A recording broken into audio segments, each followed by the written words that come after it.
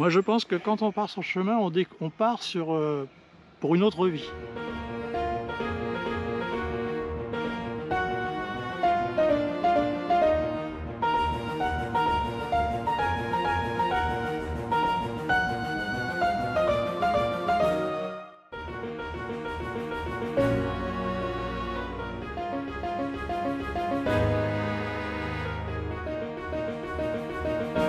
Salut les pèlerines, salut les pèlerins, salut les marcheuses et les marcheurs. Aujourd'hui, je vous présente mon premier portrait d'un grand marcheur, d'un grand pèlerin.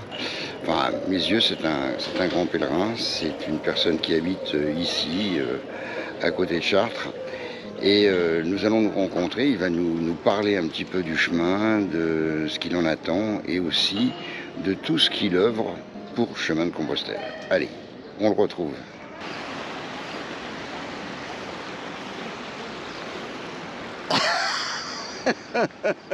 Comment ça va? Ça va?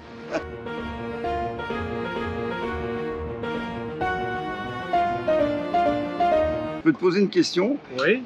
Pourquoi tu as eu envie de faire le chemin de Compostelle?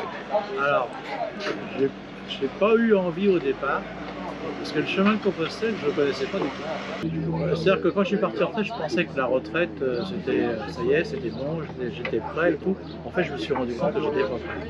Parce que j'avais une rupture sociale. Quand j'étais commerçant pendant 40 ans, j'avais une rupture sociale. Je me suis retrouvé du jour au lendemain tout seul à la maison, dans mon fauteuil. Et donc, j'ai pris du poids.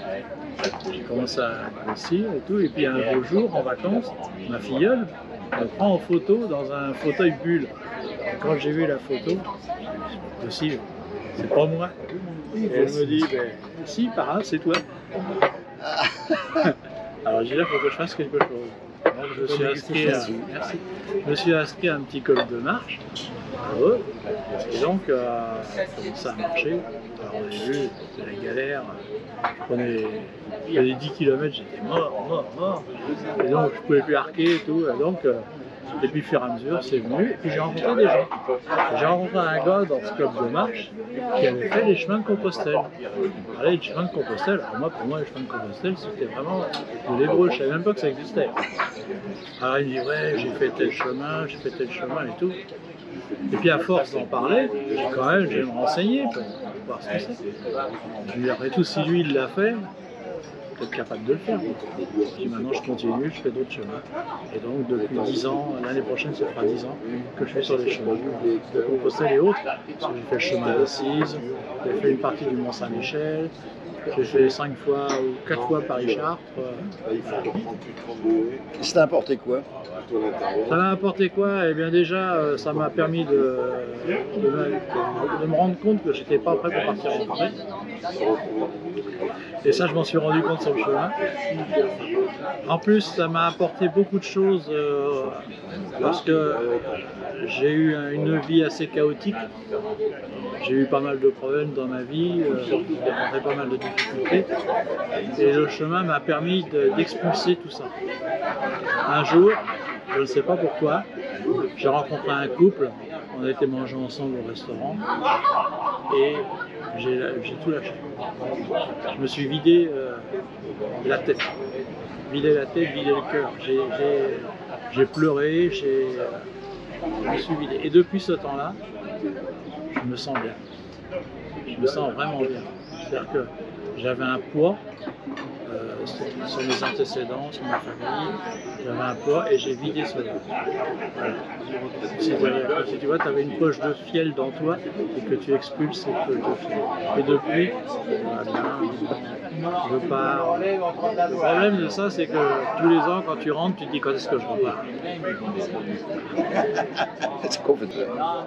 Alors, je vais te poser une question indiscrète. Et Dieu dans tout ça? Alors, Dieu, je ne crois pas à ce qu'on nous enseigne religieusement, à ce qu'on veut nous inculquer.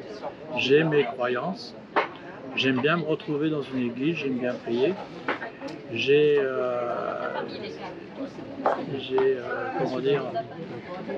fait des vœux, parce que je ne sais pas des prières, je pense pas, des vœux pour moi, se sont exaucés. Donc, quelque part, je pense qu'il y a une force spirituelle au-dessus de nous qui nous guide. Mais je ne crois pas, je ne suis pas catholique pratiquant. Mais je pense qu'il y a quelque chose, je ne peux pas l'expliquer. Il y a quelque chose qui nous permet que quand on se retrouve dans une église, un ami m'a dit un jour, un grand pèlerin, il m'a dit un jour tu pars randonneur et tu deviens pèlerin. Et c'est vrai. On part randonneur et on devient pèlerin. Mais c'est pas forcément le côté, je ne suis pas le côté religieux pur, mais j'aime bien me retrouver dans des endroits sacrés, des endroits saints. J'aime bien me retrouver avec moi-même dans ces endroits-là. Tous les ans, quand je pars, j'emmène, j'ai des amis qui me donnent, je les emmène avec moi, dans mon sac. Donc j'ai un ami qui a un cancer, je l'ai emmené avec moi dans mon sac. J'ai un ami qui est décédé juste avant que je parte. J'ai sa photo dans mon sac avec une de sa famille que j'ai emmené à Santiago. Mais j'estime que pour moi c'est quelque chose d'important. Et je leur parle. Quand je suis en galère sur le chemin, quand je suis dans des cailloux, que j'en ai marre, que je ne peux plus monter, je leur parle, je leur dis donnez-moi un coup de main. Et des fois des trucs tout bêtes, je veux dire, une fois j'arrivais pas à attraper mes lunettes de soleil derrière dans ma poche. Et je leur dis mais aidez-moi à l'attraper, et je ne sais pas pourquoi d'un coup j'ai réussi à l'attraper. Tu vois? Je pense que quelque part il y a quelqu'un qui me suit, qui m'écoute. On a les 3 églises et ça c'est chouette. Bon alors tu me parlais de tes chemins? Oui, alors mes chemins, j'en ai fait plusieurs. Donc j'ai commencé par la Voie de Tours, ensuite le Camino Frances l'année d'après. Tous les ans je fais un chemin.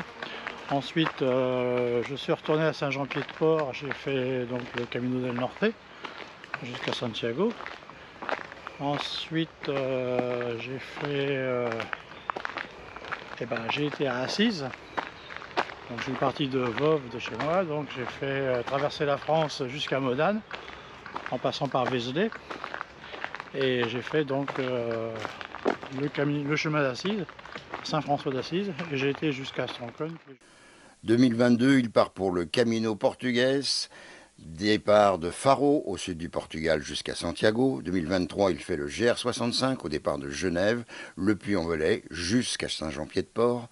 2024, ensuite, il part pour Via Aurelia au départ de Menton jusqu'à Arles. Il suit ensuite le chemin d'Arles jusqu'à Toulouse. Et cette année 2025, ce sera Toulouse vers Puerto Larena.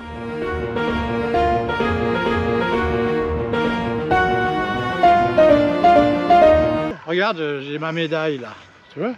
C'est la médaille que j'ai eue au Puy-en-Velay. Ouais, elle est toujours dans mon portefeuille. Ouais, toujours avec moi. Ouais, toujours. J'ai failli la perdre une fois, je la cherchais partout. Ah, mais non, bien fou. Hein, elle s'était décrochée dans le lit, elle s'était décrochée de mon... J'ai retourné le plumard pour la retrouver. Ouais, ça m'étonne même pas. Bon, mais on y tient, c'est des petites choses qui nous rappellent le chemin, mais il y a plein de choses qui nous rappellent le chemin. Des fois on voit un truc, une rue Saint-Jacques, une coquille, des fois tu vois même un caillou en forme de coquille, il y a plein de trucs qui te rappellent à chaque fois. C'est des signes. Je vais donner un conseil aux futurs pèlerins. Ouais. Enfin, est-ce que tu peux donner 2 conseils? Parce que ça sert à rien, parce qu'on pourrait en donner des tonnes de conseils. Hein, si... ouais, 2 conseils. Hormis la préparation physique, parce que ça, bon, tu pars pas sur le chemin de but en blanc, tu te prépares physiquement. Ouais. Moi, quand j'ai commencé le chemin, d'abord je marchais pas beaucoup avant, à part dans mon magasin, mais je marchais pas énormément. Hein. Donc c'était déjà de se préparer, prendre un sac à dos, mettre un peu de poids dedans, et puis de faire des kilomètres, et puis de voir combien de kilomètres on peut faire, et de temps en temps, et puis après augmenter un peu, aussi bien le poids que la distance, de façon à... C'est ce que j'ai fait moi. Hein, après, c'est l'équipement. L'équipement, faire attention, il faut bien se renseigner sur l'équipement. Il y a des gens dans les associations qui ont fait le chemin, qui sont là pour te renseigner. Un truc tout bête, prendre une pointure et demie au-dessus de sa pointure de chaussure, Normalement, tu chausses du 41 ou du 42, tu prends ta pointure. Après, mais là, par contre, il faut penser que sur la distance, les pieds vont gonfler, ils vont s'élargir. Il faut prendre des pointures un peu plus supérieures. Bien sûr. Voilà. Sinon, après, moi, je pense que quand on part sur le chemin, on part pour une autre vie. Il faut quitter son quotidien. Donc il faut faire abstraction de tout son petit confort personnel, parce qu'on ne va pas toujours avoir du confort sur le chemin. On aura des rencontres où ça sera le luxe, on aura des rencontres où ça sera moyen, et on aura des rencontres, moi j'ai eu des gens qui m'ont accueilli chez eux, qui n'avaient pas grand chose.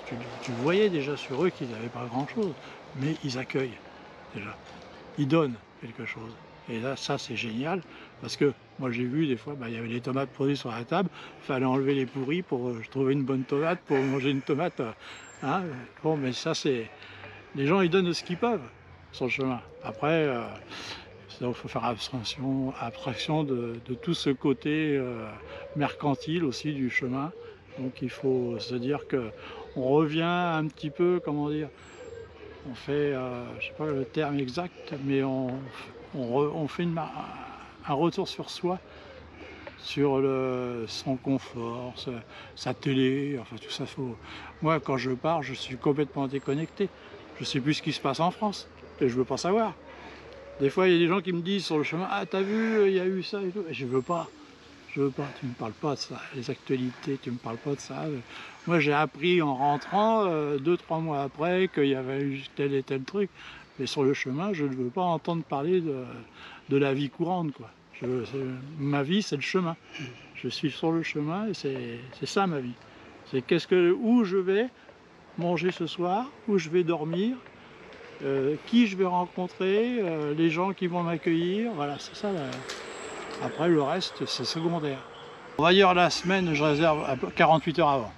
C'est ça, voilà. C'est bien. Donc, déjà, parce que les gens ne sont pas obligés de m'attendre, hein, ils ont une vie, donc je réserve 48 heures avant. Mais il m'est arrivé des fois de réserver, j'appelle l'association qui me donne 2 numéros de téléphone ou 3 numéros de téléphone. J'appelle, les gens ne répondent pas. Et donc, je n'avais pas fait attention parce que c'était les journées du patrimoine.